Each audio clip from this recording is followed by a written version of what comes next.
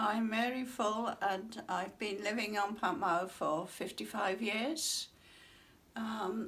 Not an original resident. There was somebody in this house about 12 months or so before we had it.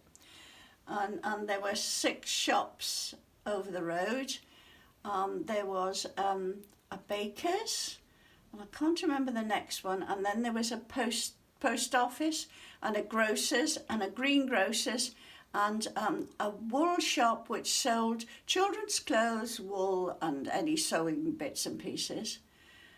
They changed over the years. Eventually we had a hairdresser's over there, and the post office closed and the greengrocers went, I think, and eventually they all sort of went, and then they thought that they would build a flats there. So they wanted to build a 3-story block, I think it must have been about 18 flats, and it was going to come at the height of the building, as you can imagine, 3 stories, and it was going to come right onto the edge of the ground over there, so that it would be towering over these houses, especially next door, because of course they're already below street level. So we fought that.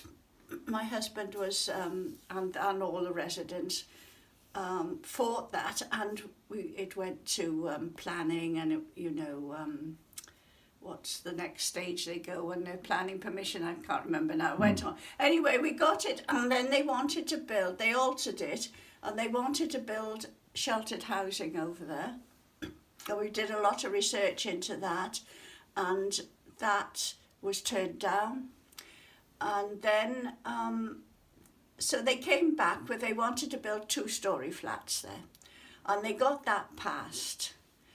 And I don't know, they started actually to dig the foundations, and I think that the property market went and all the rest of it. In the end, the builder came back to us and said, look, he brought the plans over and he said, I want to build these houses, would you be agreeable to that? And we said, oh yes, thank you very much, that's exactly what we wanted.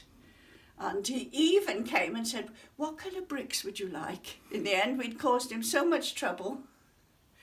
So that's how those houses came to be built. After the 2-story flats were passed, and we weren't very happy, the builder actually started digging the foundations. But I don't know exactly what happened, whether the property market went or something. But in the end, he came to us with the plans, and he said, look, I'm going to build these houses. Would you be agreeable to this? And we said, oh yes, thank you very much. That's exactly what we wanted. And we had a big, it drew the estate together because everybody was working against it.